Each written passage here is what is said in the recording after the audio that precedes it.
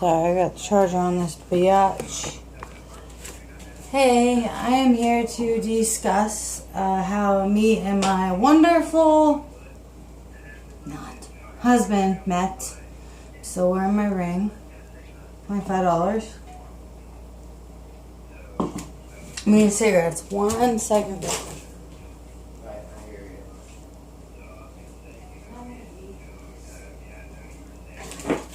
Hey guys, okay, so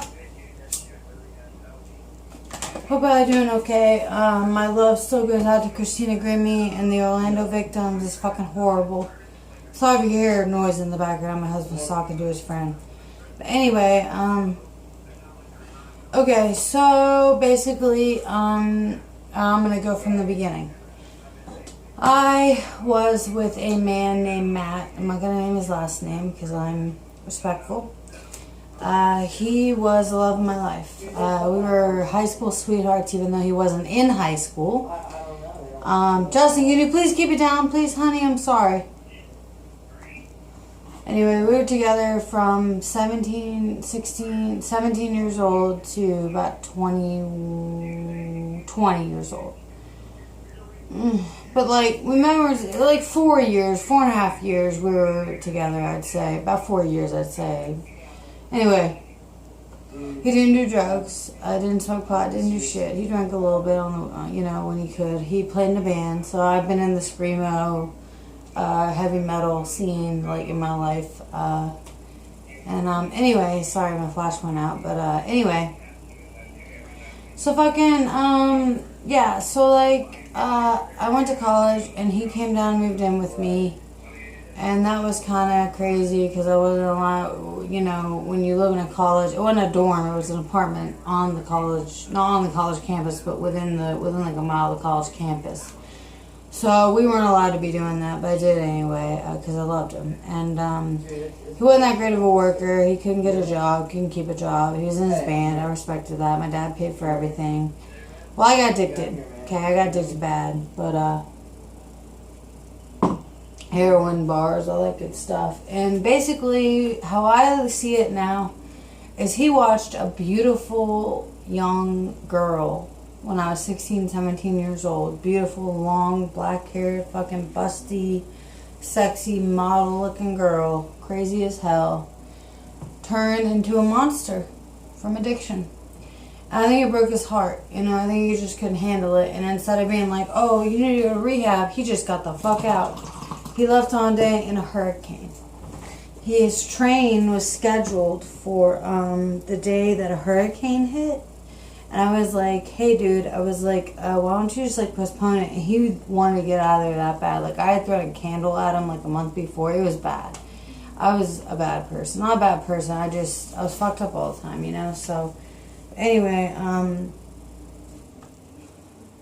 years later, so I'd already been in a relationship. We were engaged. He straight up left me. Didn't tell me he was, leaving me or whatever. He just said he was going up to help his dad paint and would be back. Well, he never came back. Well, I got suicidal as fuck. That's when, I wanted to start kill myself and shit with drugs. And I ended up killing myself and getting into that coma until, a year later. So my dream came true. My prayers to God came true, Which is funny, but anyway, okay, so this is a story how me and Justin met. I told my rehab story. I'd been in rehab. I had overdosed, was in a coma for 7 days, which is crazy. I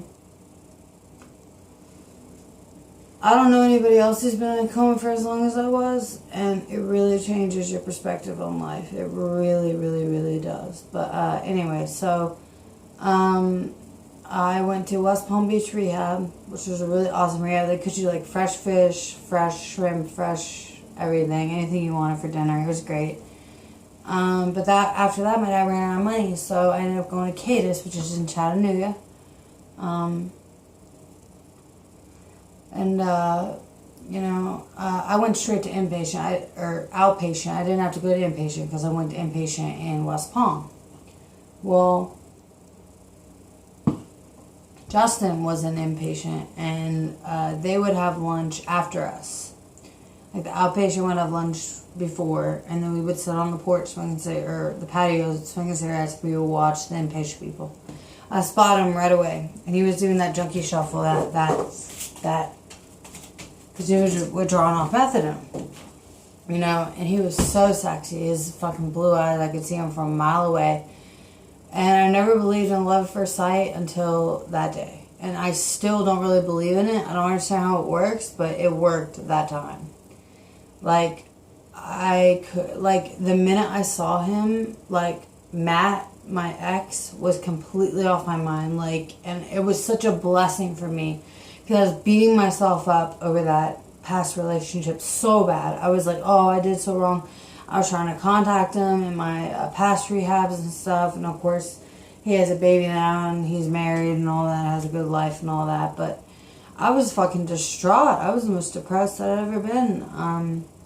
Anyway, so he didn't get out of inpatient for about 2 weeks since I got there. And when he came into outpatient, I fucking made a move. I had a friend there named Beth. She was an older lady, about 36 years old. She was cool as hell. Blonde, busty. She was crazy. But anyway, you know, I pretty much, the Italian way, went after him. Like, I wanted him bad. Like, there was something about him. Something about my baby. And, he would sleep all day, you know, because he was depressed. He was drawing off methadone, you know, and I would get people, because, you know, the men are separated from the women in a, you know, or whatever. And I would send notes up to his, first, hold on. First, I invited him to a movie, which, like, I didn't know if he'd say yes or no, but he said yes. And it was fucking Clash of the Titans back in, like back in 2011 or some shit. It was a shitty movie, but it was in 3D, so, and he wanted to go, I wanted to go. We didn't kiss or anything. I didn't know that he hadn't been with another woman. He told me he had a girlfriend, and, like, anyway. So, I would send up notes and shit. Like, meet me, we had this special, like, haystack area where we would meet, like, in the park. But it was, like, hidden. It would meet, we'd talk, and he'd tell me about history, and he's so intelligent. He's so intelligent. Justin is so intelligent. And we had some of the greatest talks ever. And what's good about the relationship we have is that we got to know each other personally, emotionally, verbally, and mentally before physically. You know, he wasn't into, like, the whole, like, oh, I want to fuck you. I thought he was gay at first, honestly, because I was like, why ain't he making a move on me? Because, you know, like, some of the other guys were showing interest. And I thought he just didn't like me, but that wasn't true. Turned out that on family day, I saw Ami, his quote-unquote girlfriend, and she was hot as fuck, hot Latina chick. And I was like, oh my god, I was like, okay, so I gotta go extra fucking hard to get his ass. It turns out, in the end, that wasn't his girlfriend ever. Like, his brother stole her from him. But anyway, so we would sneak around. We would fucking be like, you know, fucking curfew was like 11 o'clock, and like we'd be like, you know, fucking okay, fucking like, all right. You go in 20 minutes before. I'll come in right before curfews. You know, it's fucking badass. Like, we were, like, fucking in 8th grade, you know? It's fucking, like, old school shit. And that's what made me fall in love with him. I still love him. And, then he relapsed on crack in rehab. Got kicked out. That sent me in a tailspin. The day he left, he sat me down.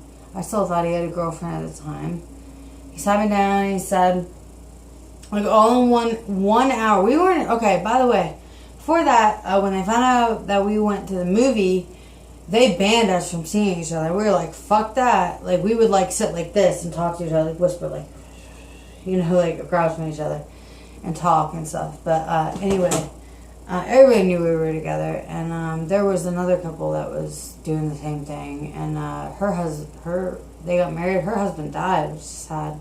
Jennifer, much love to you. You see this, but anyway, fucking, we weren't allowed to see each other, so we were sneaking off left and right, but